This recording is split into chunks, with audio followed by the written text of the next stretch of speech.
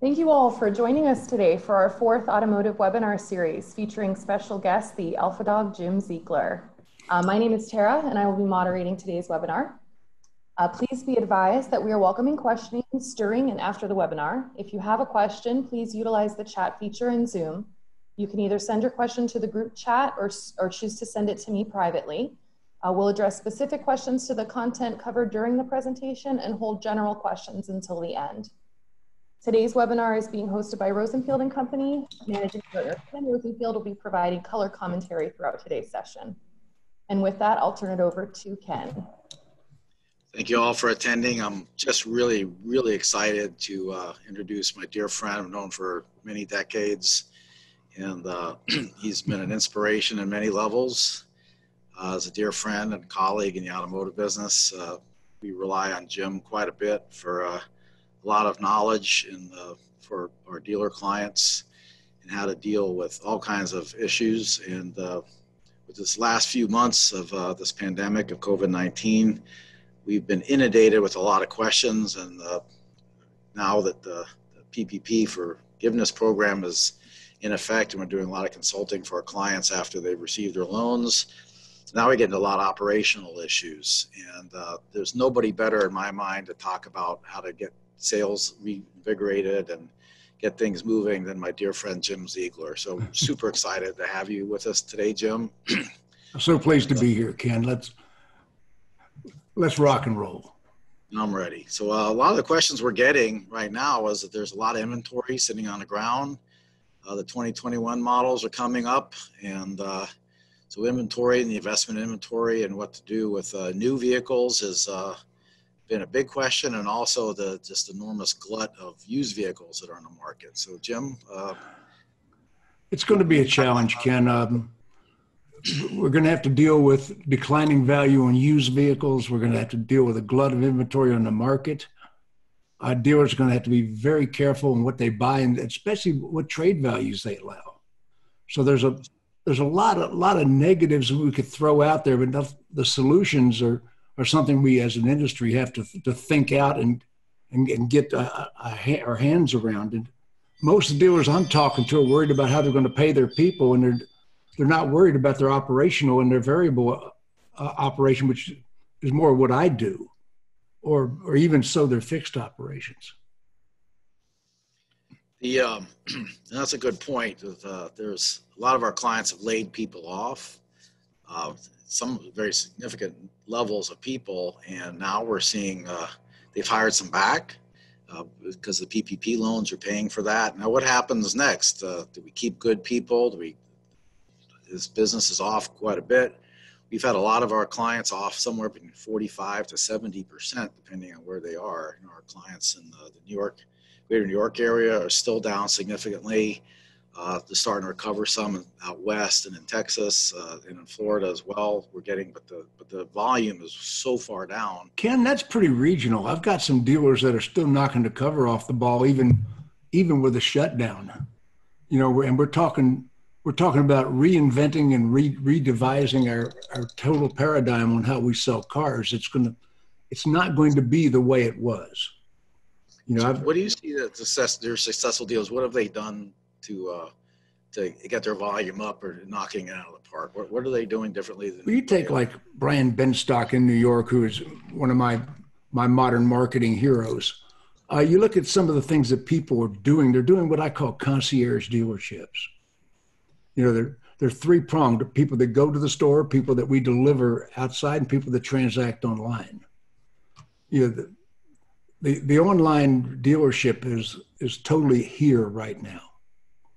You know, I've been in this business 45 years, and I've seen a number of transitions. I've seen a number of, and nothing has put us down yet, but we're going to have to transform again. I've had to reinvent myself so many times, and I'm encouraging dealers that I talk to reinvent your entire process, everything we do. And, you know, stop worrying about how you're going to pay your people. Hire the best people and pay them too much. So overpay for exceptional performance, is that what you're saying? Yeah, this is the perfect time to get rid of some of the dead weight you've been carrying for years. you know, I tell dealers, get rid of bad people. I've always said that. Well, this is the time to look at what you're putting in front of the public, the quality of our representation. And this is when we do that.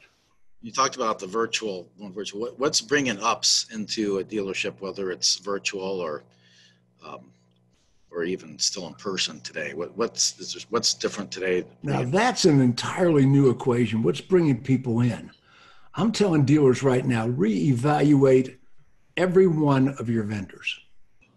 Basically fire every vendor that you have hired, interview them and rehire them, the ones that are functioning and viable.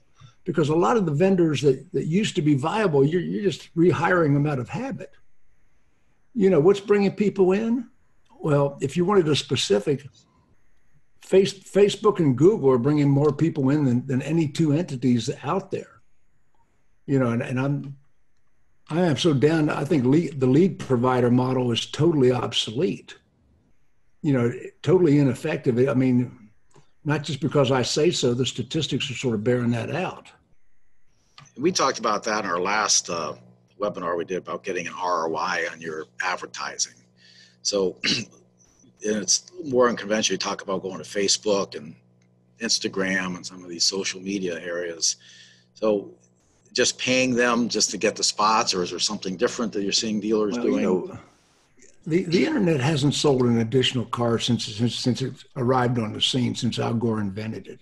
You know, the internet hasn't sold one additional unit. It only put vendors in between us and the retail customers.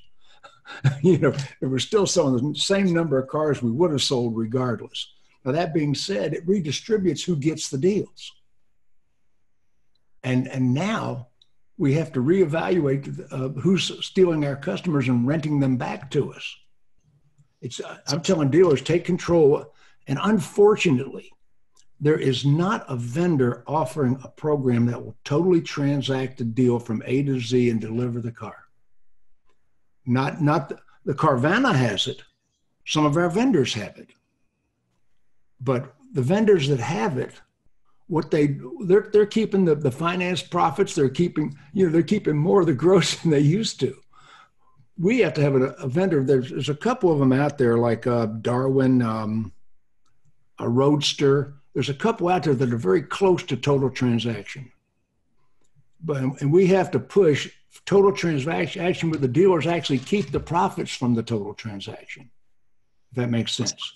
We dissect the total transaction in a second, because that's the concept is it's gone from the box, so to speak, to out there. And so this total transaction, getting the customer in virtually, looking at the inventory, how do we get the inventory displayed correctly on the internet or on the social media? How do we get the customer interested in that specific vehicle and the pricing? I mean, how do we do that differently? It's not in the box anymore. Well, right now, social media is outselling any of the vendors, even Google. Facebook is probably the best advertising medium and cost per ROI out there right now. And my suggestion is get a great social media company to handle your social media and start taking over more of that yourself. And your website is still your greatest traffic indicator. But we have got to learn, Carvana is not successful. They're losing a tremendous amount of money, but they have taught us that people are going to want concierge sales where we bring the car to them. We totally transact online. That's one thing that dealers are going to have to embrace. They're going to have to go that way. But need an attorney for this. We've had an attorney talk before at the e-contracting versus contracting in the dealership, what paradigm shift that's going to be, where in many states you e-contract, the customer gets extra time to rescind the contract. Well, sure they do. They get 3 days as if you sold them a Bible door to door at your house. If you deliver the car to their home, it goes and transacted online like that. It goes more to the 3-day limit in most states. Well, I'm looking at the Carvana commercials offering them 5 days. You know, we don't need to be afraid of that. You know, very few people are going to back out of their deal. People keep coming on. Well, what if bad stuff happens? Well, what if bad stuff happens? We'll handle it. That's the answer. That's a good answer. That's a real appropriate comment. Where we've had a lot of our clients say, "Well, that 3-day period, a lot can happen." And you're right. Handle it. Stick the customer to the vehicle. I see such wimps out there. What's bad? What's bad? What's bad? If everything you're looking for is what's bad, you're going to find it. I'm always for 45 years. What's good? What's good?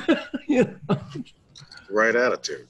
That's a real good attitude. How do you recommend displaying the inventory? Is there anything different in displaying or getting the customer interested in your vehicle versus anybody else's vehicle through social medias, or any kind of tips or anything that we could use?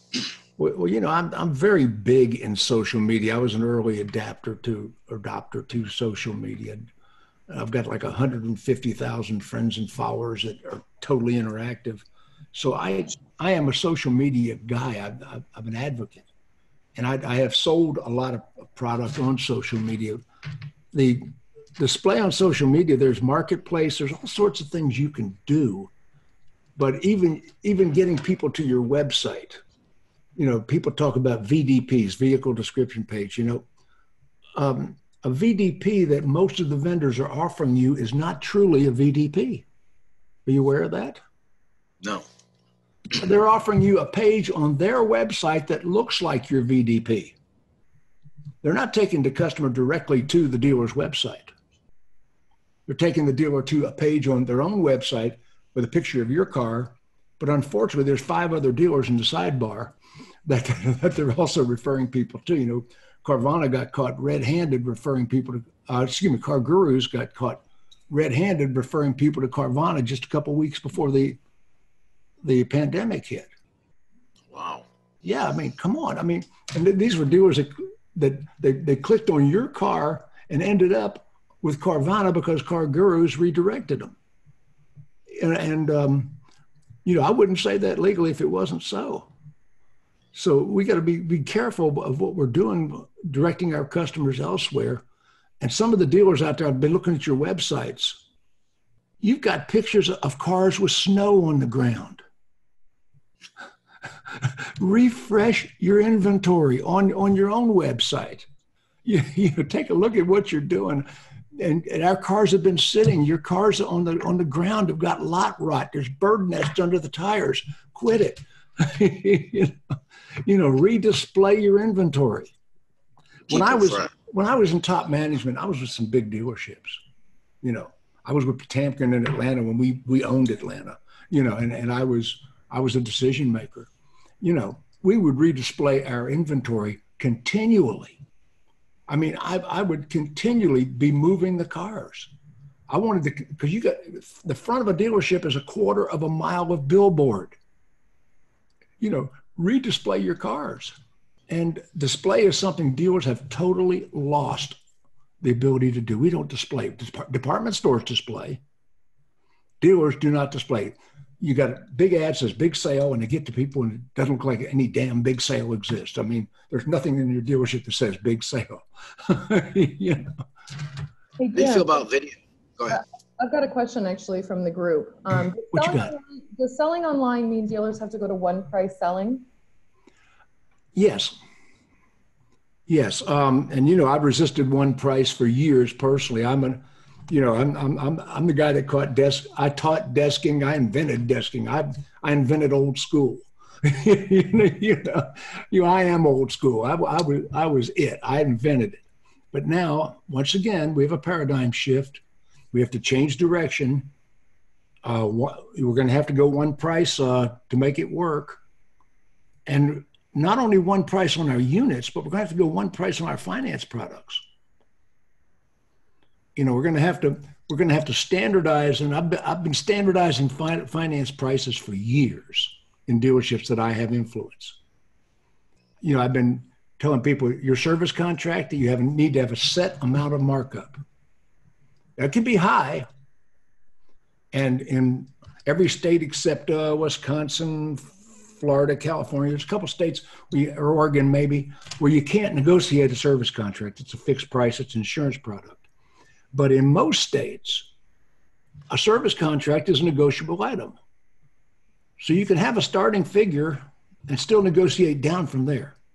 But everybody has to get the same starting price to be, non-discriminatory, to not be doing deceptive trade practice.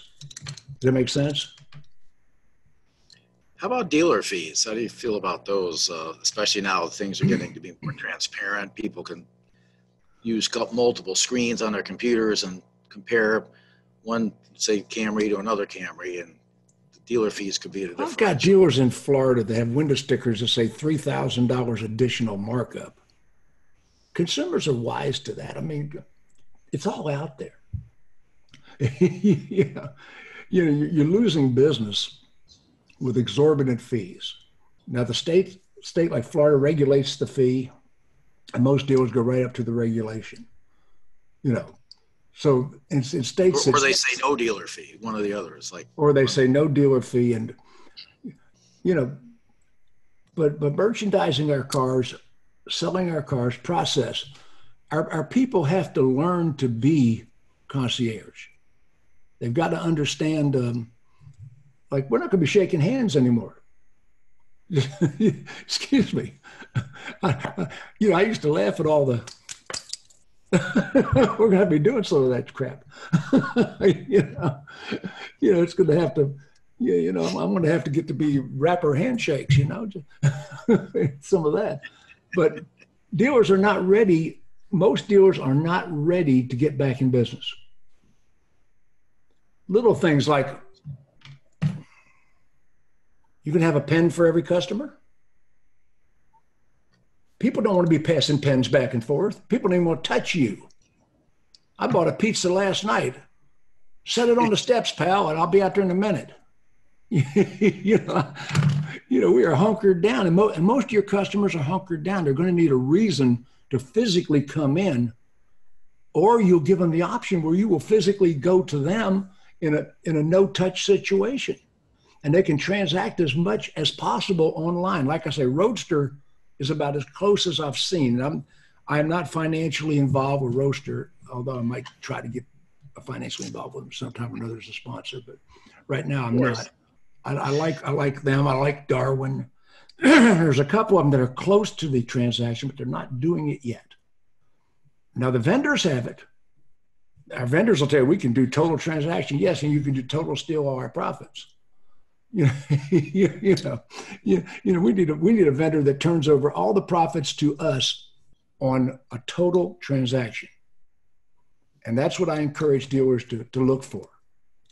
You think the dealers have the technology and the DMS systems have technology where they won't need these outside vendors to maybe try to do it on their own and control the process better?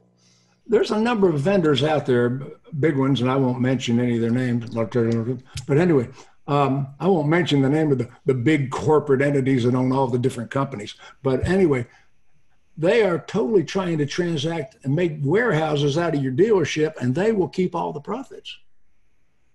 Understand that there are some vendors that have been scheming that for a long time. And it's time that dealers understand we can outperform on the internet the vendors that are selling us their services. With a good social agency, Google certified, and multi-channel television. Television is not dead. A lot of people have been declaring television to be a dead entity. It is not. You look at how does Car Gurus, how does Carvana, how does Drive Time, how are they driving their traffic? On TV? I mean, TV is not a dead entity. You look at all the big volume players, they're on TV. TrueCar, and dealers have almost abandoned TV to go totally internet. They need to mix up their message again. If that makes sense. No, it does. I think a lot of people are staying at home watching movies and streaming services and things like that. And it's got to be a way to get on there. So when people are watching the news or whatever they're doing, it's a good time to capture an audience, especially a targeted audience. Yeah. Yeah, well, there's so much going on. We have any questions from the audience over there, Tara? Not at the moment, but this would be the time to send them in if you've got them. Yeah, I'd really like to hear from the people that are out there in the gallery to what they're interested in. Because, you know, I've got a number of ways that this thing can go if the audience wants to guide it. A lot of questions. Good. A lot of questions we're also getting is what to do with used vehicles. And what it's going to be like for their lease car turn-ins is they're just sitting there. Rental car fleets in Florida are going to be glutted with hundreds of thousands of cars here coming up. There are thousands and thousands and thousands of cars sitting at the docks. I mean, we've got so many cars out there right now that I've been trying to wrap my head around on what we're going to do with all the excess inventory. And we're going to have to convince consumers that it's safe to buy. I mean, because people are still skittish about their jobs. They're skittish about whether the economy is going to go south. They're skittish about, you know, whether the pandemic is going to come back full, you know, bigger than before because of the opening of the economy. People have a lot of fears and reservations that are keeping them. We got pent up demand out there. There's people that want to buy and own cars, but they're putting it off because they have fears of what might happen if they do. The future is uncertain. And that's bothering a bunch of our consumers. And we got to reassure them. And it impacts our dealers as well, as they don't know how to prepare, how to stock your inventories. And so far, we spent the first half talking pretty much about vehicle inventories, but we haven't even touched service yet. And that's a whole new paradigm as well. Touchless service, are cars sanitized? Does your mechanic want to get into a car? Does your customer want to get into a car after it's been serviced? Is that a good gold mine for selling vehicles as well as service? When you start looking at the miles on a vehicle, or if that's the type of vehicle coming in you'd like to maybe take in as a trade, and how do you incentivize a customer coming in a service? So we have a lot of our clients are not all that great about selling cars that come into the service lane. That's a great opportunity as well. Well, you got to remember, Ken, most dealerships, 50% of the people servicing with you did not buy a car from you. They bought it elsewhere. Right. You remember that. Yeah, and that's most dealerships. There's other you can't generalize a statistic, but generally, most of your people, nearly half, or in that range, bought their car at another dealership. People shop everywhere, but they service close to home or close to work. You follow what I'm saying? Right. And we are not databasing and capturing those customers. The one thing that dealers need to do is you need to understand your CRM has thousands and thousands and thousands, 10,000, 15,000. I've seen 30,000 names of dead leads.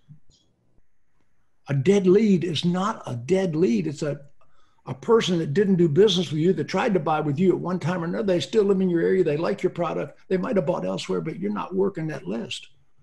People need to get in their database and work all the dead leads that they've got stored up from time immemorial and start advertising. And in service, we need to start what I call retro advertising.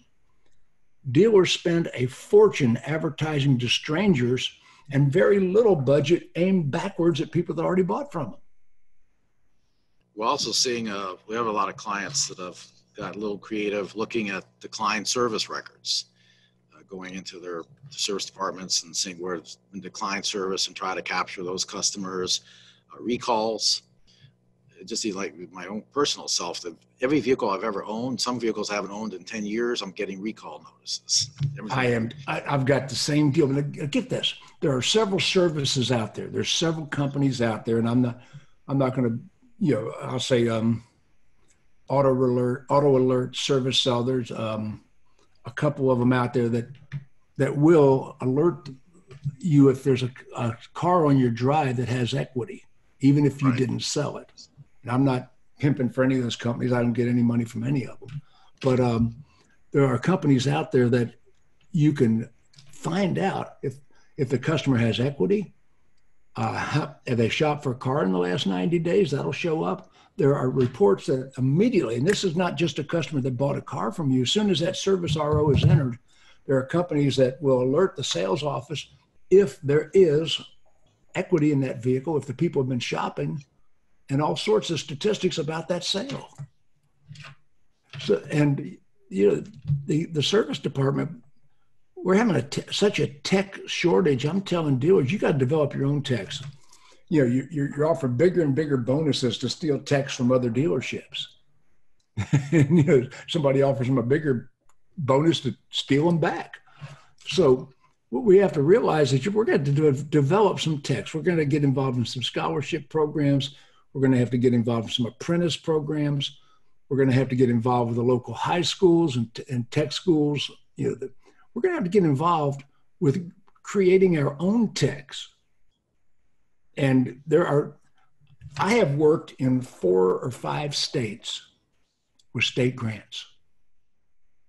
There are state grants for you to hire and train these people. I was telling you earlier in a private conversation, I had a dealer in Louisiana that the state of Louisiana paid me $10,000 a day to go in that dealership and train. And the state paid it. And there are dealerships all over the country that have available funds that you have never even explored with state grants. And also with schools being closed, colleges and all that, and Votech schools being closed, the dealership is a great training ground as well. It's a good time to find apprentices for not much money, or the state will also provide grants on apprentice programs. I know Florida does that. And so it's a really good time to start looking for quality technicians. And this is a good way to use your PPP loan monies if you're not going to keep your full-time equivalents, to pay some bonuses out to grab good technicians. This is a good time to pay sign-on bonuses. All that money qualifies. So it's a good time to increase your salaries and use your PPP money if you haven't used it all already as well. So it's a real good time for that. Well, dealers are going to have to rethink everything we do. And like I say, I would totally fire all my vendors. If I didn't really fire them, I would certainly reevaluate. I'm talking about not just your lead providers. I'm talking about uniform vendors. I'm talking about, I'm going to renegotiate everything with everybody. Oil contracts. Exactly. Everything. Yep. Everything that's there. It looks like we've got a couple questions. Go ahead, Tara. Yeah, I got a few questions for you. Jim, what are your thoughts on BDC departments being dead? I have heard, well, there's several philosophies on that. And I'm going to say bad BDC departments are dead. Because a well-oiled BDC is absolutely necessary. You can't beat salespeople hard enough to stay in a phone room. I'm sorry. The ones that'll stay in there, you need to make BDC agents out of them anyway. So, yeah. But we need accountability. We need measurement. We need people that understand the technology processes behind the sales. You can't control what you can't measure, and you can't increase what you can't measure. Jim, how do you see the BDC of today being different than the BDC of 5 months ago? Oh, God. But we go back to the original Stuker phone rooms, and then we had the Traver phone rooms. And, I've watched BDC evolve and develop for 30 years. And today, BDC has to have a director that can measure everything in the CRM. One thing we have to do is to return a call within minutes. And once again, so if you can submit a lead, and we'll still call them leads. You can submit a lead, and I'll give you a great example. Great example. When Debbie and I moved back from Florida to Georgia, we decided to sell her car. 3-year-old Cadillac, nice car. Low miles. I had like 3,000 miles on it. She never drove it. So I went to Kelley Blue Book, buy a car. And I submitted my lead. Within 10 minutes, I got a call from a used car dealer. And they gave me the price I asked for online. So we drove over there. And while I was sitting there transacting the deal with a used car dealer to sell her Cadillac, I finally got a call. This is maybe an hour later, 2 hours later, from the Buick dealer across the street. I'm looking out the window at him. I just sold my wife's car to the used car dealer. So the franchise Buick dealer took so long to get back with me. It was incredible. You know, the speed at answering leads, because if you're doing business with a lead provider, a True Car, a Auto Trader, a Car Gurus, if you're doing business with one of them, they're submitting that same lead to 3 or 4 or 5 other dealers. You've got to be first, and that BDC has to be that well oiled to get a viable offer back to them and communicate with them and convert it to a phone call or transaction quickly. Here's one thing that one of our clients did that I thought was really interesting. So a lot of times you hit a dealer's inventory, this like avatar pops up. It says, "Can I help you?" And you start typing back and forth with an avatar. So what they did is cut the avatar out, and a face pops up. And now you're, virtual screen talking with somebody, and they can literally take a camera inside a car while you're talking to them. So instead of having an avatar going back and forth typing, they talk to you. They actually walk out to the inventory. You can go inside the car virtually and to get a tour about it and take a look at the vehicle. And video is people learn with different modalities of learning. So there are people who are visual learners, auditory learners, tactile learners, but when you put all the dimensions together, you sell in 3 dimensions. You sell visually, you sell with motion, video. Video humanizes the dealership. And if you're not responding to customers with video, you're missing a big bet. We're on video right now. We're not doing the old webinar with blank screens. We're actually talking. People can see us. We are 3-dimensional, and this has such a greater effect because it humanizes us. Well, Jim, we have a question as well with that topic. Do you think that showrooms will no longer be needed after this? Do you think people have seen that they don't need the large real estate expense? Yes, I do. I see that we need, and I'm not talking about the big outside display. You still got to have inventory. Inventory sells cars. Inventory sells.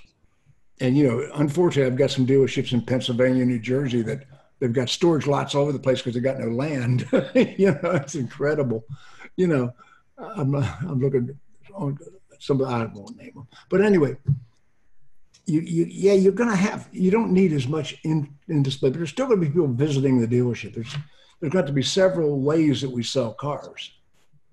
There's still going to be people that want to come in. They're going to want to do a virtual test drive. They're going to, and I have not yet tuned in to virtual test drives. That hasn't happened for me yet. I still don't get it. Maybe somebody does, but I don't know anybody that is successful with a customer putting on a pair of goggles and driving a car. I know Cadillac tried it, but I don't see it. So I could see we can reduce the physical building, but you're still going to have land. You're still going to have to display. You still need service departments that have cars. Exactly. Service it departments. Might change how the drive looks. Maybe change the service drive somewhat to be less contact. But there's another argument for video. Virtually the service writers, the service advisors, they need to be videoing the needed repairs for the upsell and communicating with the consumer. That makes sense? Yeah. And how do you think about selling a vehicle to a new vehicle to someone who brings a car into service? And that's still kind of an untapped area. And how do you think that's going to change? We're doing a lot of that. Like I say, there are companies out there that will give you complete statistics on any cut and pull a soft credit bureau on them. Now, see, that's the one thing. If you don't have the ability to pull a soft credit bureau, there's no legality. You don't have to have a signature. You can get a customer's credit score. You can get information about their credit. All you have to do is make them a firm offer to buy. You follow what I'm saying? And You ever get an offer in the mail, Ken, where they said you're qualified for a $50,000 limit on your credit card?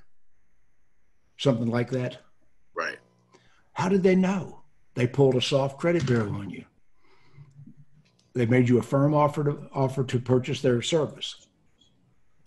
So if you don't have the ability as a dealer to pull soft credit bureaus and get the credit bureau score on a customer, know who you're dealing with so you're not making the wrong offer to them. And I have dealers, well, we never pull a credit bureau. Yeah, and you make a lot of the wrong offers and actually piss off a lot of people because you served them up an unrealistic payment or unrealistic lease that they couldn't afford and that they wouldn't ever get because your lender isn't going for the program. You know, knowing what you can do with a consumer, knowing what they're qualified to do, you need to have that ability. So what you're saying, which is a really good idea, is for service customers coming on appointment, before they come in, pull the soft credit bureau, get a trade-in value of the vehicle they're bringing in for service, see what kind of vehicles they're looking at. So when they come in, it's something you can kind of tee up to them in some way to say, hey, your car's off lease in 2 or 3 months, or your vehicle's out of warranty now, or whatever that is. And you can say, we got something available and this is what your car is worth, and you qualify for this.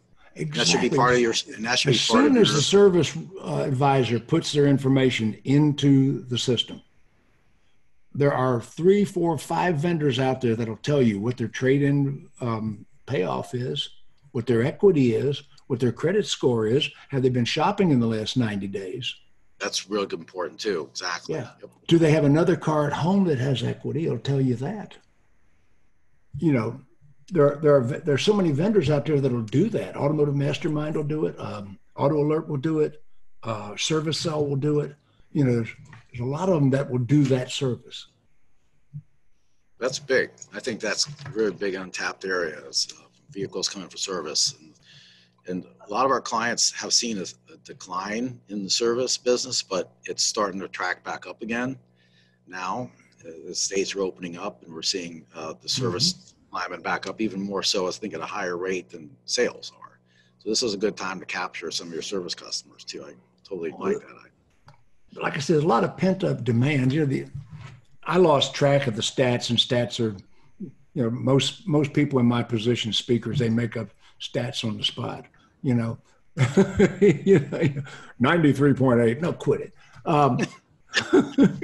You know, I'm not going to be winning pompous ass as it stands up there and quote stats that I just made up, but I'm just going to say a whole shit pile of customers. Georgia boy coming out of it. Yeah, a whole pile of customers do it this way. You know, they 8 years. How long have they owned these cars on the average? I don't know the stat anymore. It used to be like 8 years. And now we got 84-month financing. We're not doing sales, we're doing weddings. You know, it's crazy. Yeah, I'm going to stop it. 84 months. I was an F&I manager, and we thought 60 months was crazy when it went from 48 to 60. We were dancing happy dances. That wasn't that long ago. You know. Speaking of F&I, we have a question too. You know, do you foresee major changes in the purchase process? And then, you know, in addition to that, what challenges do you see, or maybe opportunities in this change? Well, we need new products in the F&I office. That's for darn sure. There's, you know, most people are selling GAP. They're selling service contracts. They're selling tire and wheel protection. You know, they got a couple of little ancillary products that they sell that aren't high revenue producers, but you know, we can't make our money on rate. And, you know, I was an F&I manager most of my career. I was only a general sales manager 1 year. And as an F&I manager, I did some pretty hefty numbers, but I didn't do more. My average was like $2,000 a contract, but per retail unit, I was like $1,400, which was a good number at the time, per retail unit, which if you have any mathematical equation there, I wasn't a layaway artist. I didn't lay people away and hit $8,000, $10,000 F&I deals. What I did was I sold something to everybody. That makes sense? Yeah, everybody in front of me, I'm going to sell you something. And we need to understand that the service contract has great value. Gap has the greatest value of any product we sell. You know, I could do a whole F&I seminar here right now, but we have to translate that value. I don't believe online is translating the value. And there's dealers right now they're trying to sell with videos because they don't believe the F&I manager is competent to present the products. And I see F&I managers today that aren't trained. I mean, really trained to say the right things to the consumers, to say, you know, and I'm not talking about heavy-handed closes. I'm talking about, you know, things that are persuasion and finesse. Those are the two things I try to teach in an F&I seminar: persuasion and finesse. You know, selling is not hammering, it's not tricking the people, it's persuasion, it's finesse. It's, you know, making the customer see the value in what you're presenting to them. And so many F&I managers today, I say, well, tell me 5 reasons why a customer buy that. And they'll say, well, it gives you peace of mind. Well, what else? Well, I've already said peace of mind. Yeah, you did. They don't know how to sell. They present a menu and it's either take it or leave it. If the customer says no, they just move on. It's okay to use persuasion and finesse and to explain to the customer the value of what you got and to know the value. Most F&I managers today cannot tell me the value of what they're selling. They can't tell you beyond 1 or 2 little buzz phrases they've been taught. They can't really get into dissecting the value. They can't overcome simple objections with sensible statements. You know. Now, Jim, do you see the Tesla model spreading now since all the COVID stuff? Oh golly, Elon Musk. No, I don't. I saw in the news today where Elon Musk is opening his manufacturing plants in California in defiance of the state attorney general. Now they're going to have a big battle about that. We'll see what happens there. You know, he's the clown prince of ridiculous. I love to watch what he's doing, but he is an innovator. He is a genius. Let's see what happens. I don't know.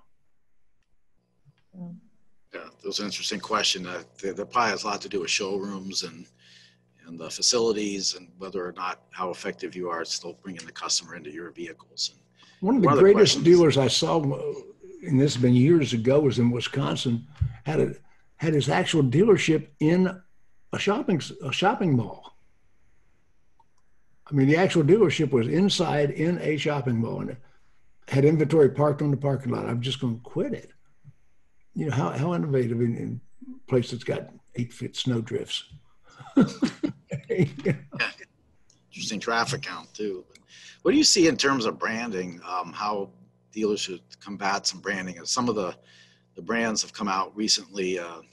Hyundai and Kia come out with some big SUVs, and to go after the Jeep market or some of the other SUV markets. So, and I don't want to talk about any specific brands, but how do you see branding yourself, your Chevy dealer or Toyota dealer? How do you keep marketing your branding compared to some of the influx of new vehicles that are coming in to compete? Well, the most successful dealers that I'm seeing are branding themselves as buy the car the way you want to buy the car. I mean, that subliminal message, we will sell you the car the way you want to own the car.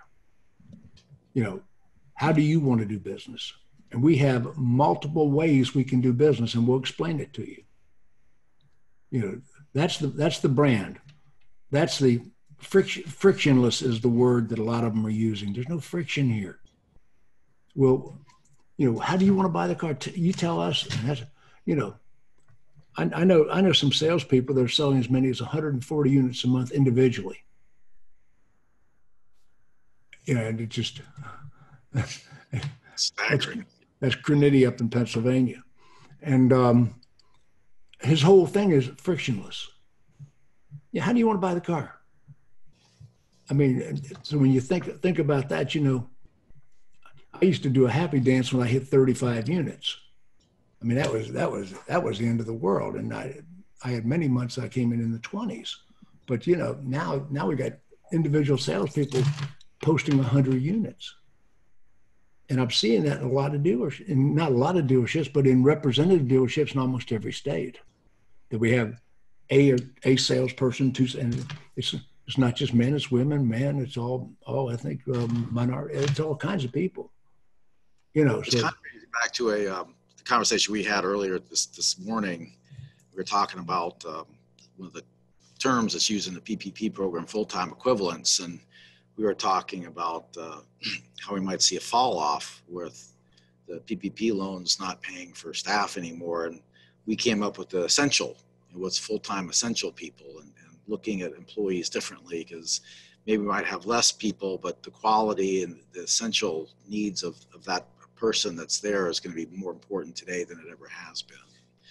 And you had some good points about that this morning. You want the quality people, or you have to get them from somewhere else. And that's, I've always advocated putting quality people in front of the public.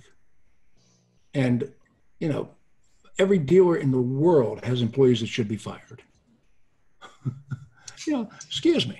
I mean, you're hanging on to them because you got emotional. You can't have emotional attachment. You're not a safe house for underachievers. You got to do a performance-based dealership, especially today. And old Joe's a good guy, but old Joe isn't cutting it. And I'm really sorry to hear that. But Joe can't stay here.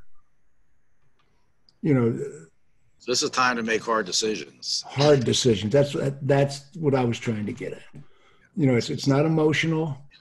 There's 4 E's in Zieglerism: evaluate, educate, elevate, or exterminate.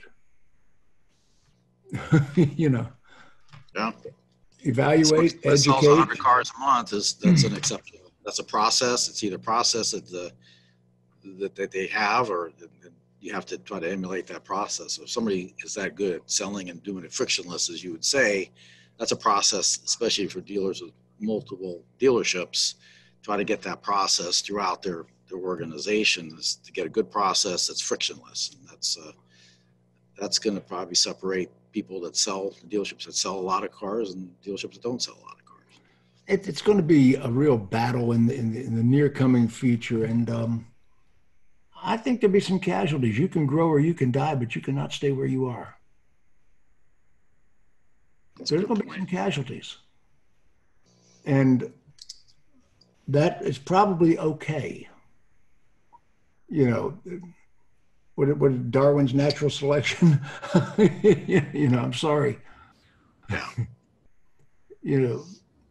So you're going to have to get your processes in order. And dealers are going to have to get with technology. I've been in business 45 years. And I know dealers that don't even know where the on switch on their computer is.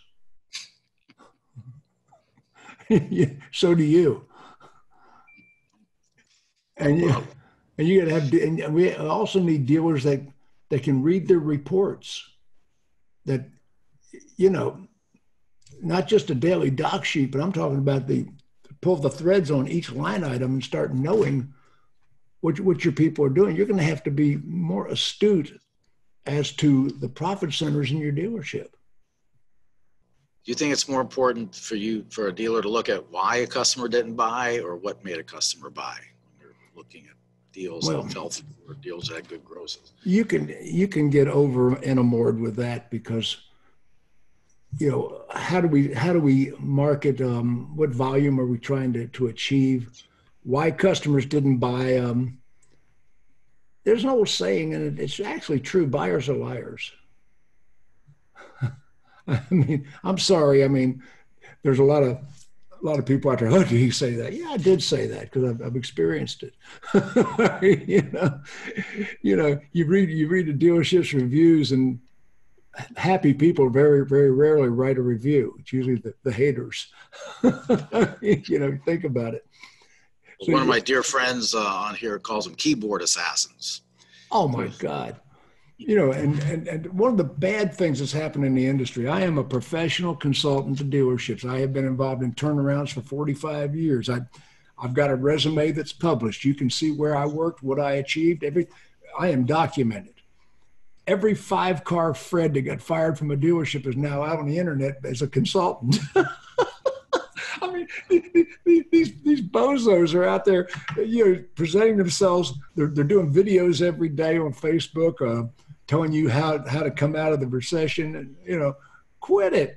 I mean, they were failures in the business. Now they're consultants, and to make it worse, they're interviewing each other. They're inbreeding.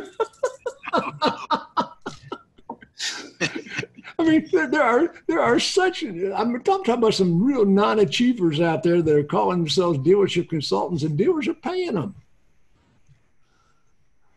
That's crazy. Vet whoever you hire. Vet whoever you hire.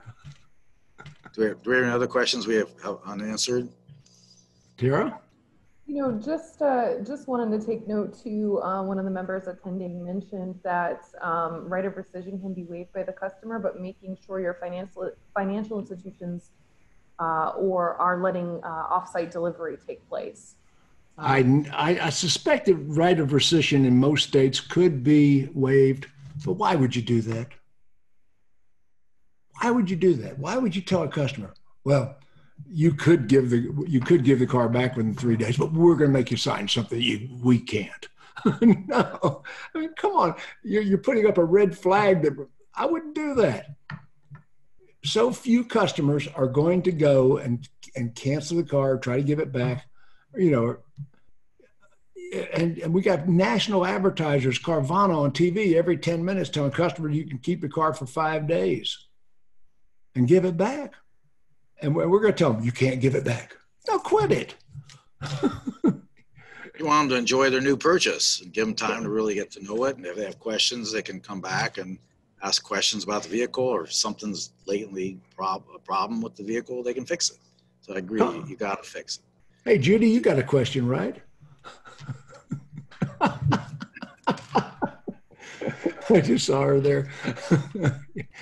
One just came in, something on marketing. Yeah, the question here is, what marketing would you steer a dealer towards in this environment? Direct mail, digital, any suggestions? Direct mail works and doesn't work. Depends on where you are and what the message is. I've seen markets where direct mail slayed it and the message was correct. If I'm marketing today, I'm going to go heavy on social media. I'm going to do a minor on cable TV with local access. See, the thing about cable TV is you can buy a geographic area. You can buy, like dealers in my area, I'd suggest they buy 3 counties around their dealership. You can buy a commercial that only appears in a geographic area or on that cable network. So, and you can buy multiple channels.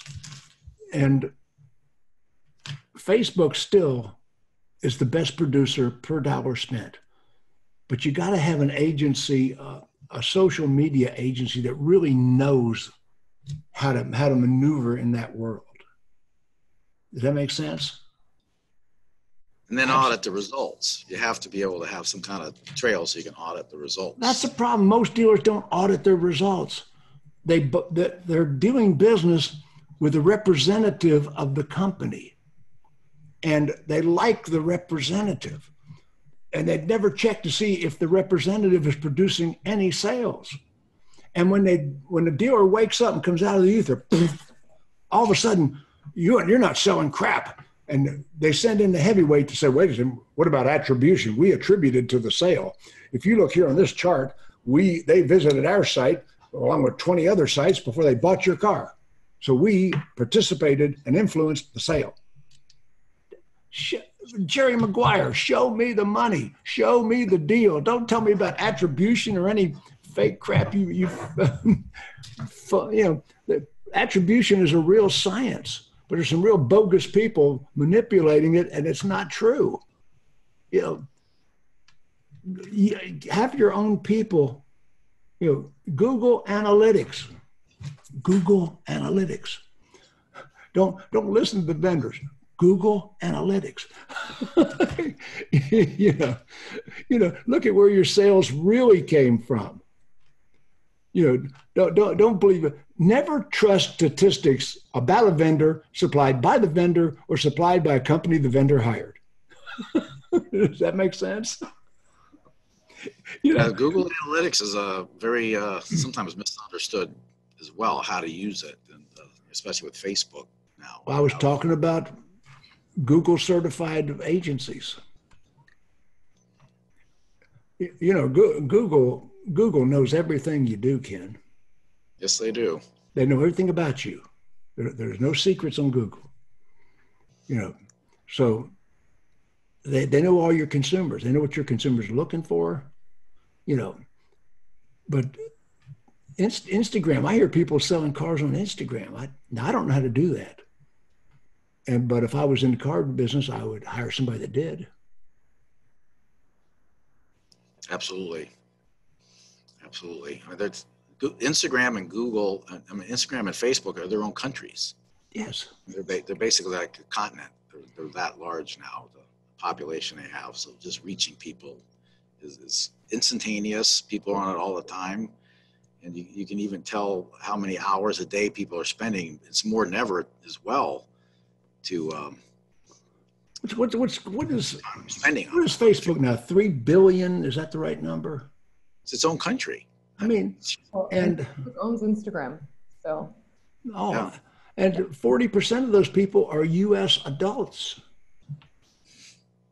You know, the biggest demographic climbing in Facebook right now is seniors. And so one question just pop up. Yeah. Yes. One question here is, in your experience, Jim, what are dealers doing to maintain contactless delivery? What are dealers doing and I've been watching other people's videos. I mean, now this, I haven't got firsthand experience. I've been watching what other people are doing. Contact delivery, contactless delivery. First of all, they're still doing it with limited technology. You know, whether they're using Darwin or Dry, you know, any of the Roadster, any of those vendors, they still have limited. They still have to convert that customer to a phone contact or one time or another. They've got to do an e-contract. If they once that is done, they can drop the car off. I'm hearing that they're taking the car to the consumer, they're delivering the keys, and that's the desired result, is to deliver the key. And you got to convince that customer that car has been totally what's the word? Sanitized. Yeah. You know, AutoNation became Lysol certified. Yeah, that's what I'm saying. Lysol certified. You know, I saw a video online the other day where the dealership at night had people in hazmat outfits spraying crap in the dealership. you know, did you put ozone in the car and kill all the contaminants? You know, is your driver? You know, you go to McDonald's drive-in window and they're not wearing gloves and a mask, and you say, you know. It's an issue. You know, I think AutoNation thought that and still believes that that's going to be, you know, big for them. That because the car comes in, it's been Lysoled and certified Lysol. It is going to be big for perception. I mean, this epidemic is not over with. Right, it's Clorox. I just got corrected. It's Clorox certified. Oh, Clorox certified. Maybe Lysol has a certification out there going to compete with Clorox. It's up for grabs. You know, I'm a senior and I just had cancer surgery 2 months ago. I am the prime suspect to contract this thing. Yeah. you know, I'm the prime suspect, and I am really hunkered down. I mean, we are in a fortress here. You know, I'm not going out, and you're going to have to bring it to me. Clorox certified. Clorox certified, absolutely. Yeah, and if it's just a perception, like I said, I made the pizza guy leave the pizza and walk away from it yesterday. Put it on the steps. Exactly. No, Well, back off. Your tip's on the credit card. Good to go. Well, we're now in a situation where cars have to be delivered like a pizza. Exactly. I mean, we're getting into the Amazon type of business. We're going to the Amazon mode of selling, because, I mean, we almost buy everything on Amazon. Think about how Amazon has penetrated our lives. There's not a viewer in this broadcast that didn't buy something from Amazon this month. The trucks are going up and down the street all the time. Amazon has set the bar. And we need to sell cars the way Amazon sells product. We need to have our website set up that way. We need to know what they looked at before. We need to track them. And BDC is absolutely, and I am a BDC guy. I don't want my salespeople on the phones. I'm sorry. You got great salespeople and you got other salespeople. But the initial contact with the dealership, but I need a more professional BDC than most dealerships have. Great. Because most dealerships, they don't invest in the BDC. What does your sales manager make? $300,000. What does your BDC people make? Minimum wage and free pizza. They're the front line. Yeah, you don't pay your BDC people enough to get the quality of people you need. The turnover is unbelievable. So, put quality people in there with quality training and get a quality social agency, Google certified. Start marketing your cars, move them around, for heaven's sake. And one thing you talk about display. A Chevrolet dealer, what does Chevrolet dealer have on the front line? Trucks. They line their trucks up 18 inches apart. Fat guy can't get in one. Think about it. Those cars are 18 inches apart on the front line. So the customer coming down your street, all he sees is a row of headlights. Or she sees a row of headlights. I mean, come on. People know the Chevrolet dealers sell Silverado trucks. They are not frontline merchandise. Frontline merchandise is off-brand vehicles that people do not expect to find at your dealership. You got a 2018 BMW 5 Series at a Chevrolet dealership. You need to have it on the front line on an elevated ramp. Because people do not wake up this morning and say, oh, Maud, I want to get a BMW 5 Series. Let's go to the Chevy place. How do you do that virtually? Let's say people are staying at home or they're working from home and they're looking for cars. How do you do that virtually? Well, you need to maximize every individual unit on your website. You need to Google maximize every specific unit on your website. Now, people do not put in Chevrolet Silverado Denver. Those are words that people could find. But what if you wanted a lease payment? What if you wanted a finance payment? What if you wanted to know special? You need to have all sorts of Google alternatives to find a specific unit on your car. You need to maximize that car with 50 or 60 different descriptions and have them that are interchangeable on the website. So people don't hit your website homepage, they hit a specific unit. Good point. They're looking for a payment. You give them a payment, you don't give them a price.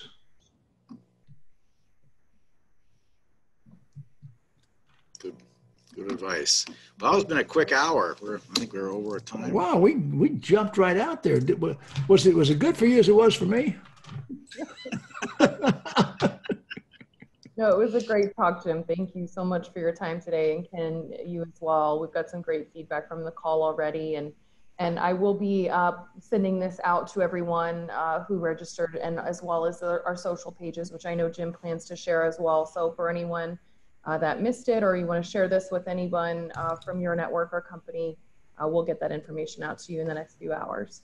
I love visiting with you guys anytime, anytime. We love you, Jim. Yeah, Jim, it's been a lot of fun. It's always an hour goes by like lickety split. That's good. Well, thanks everybody for joining us, and Jim, for you, especially your time today, we really appreciate it. Thanks for the great advice. Thank you. All right. Thank you. Bye-bye.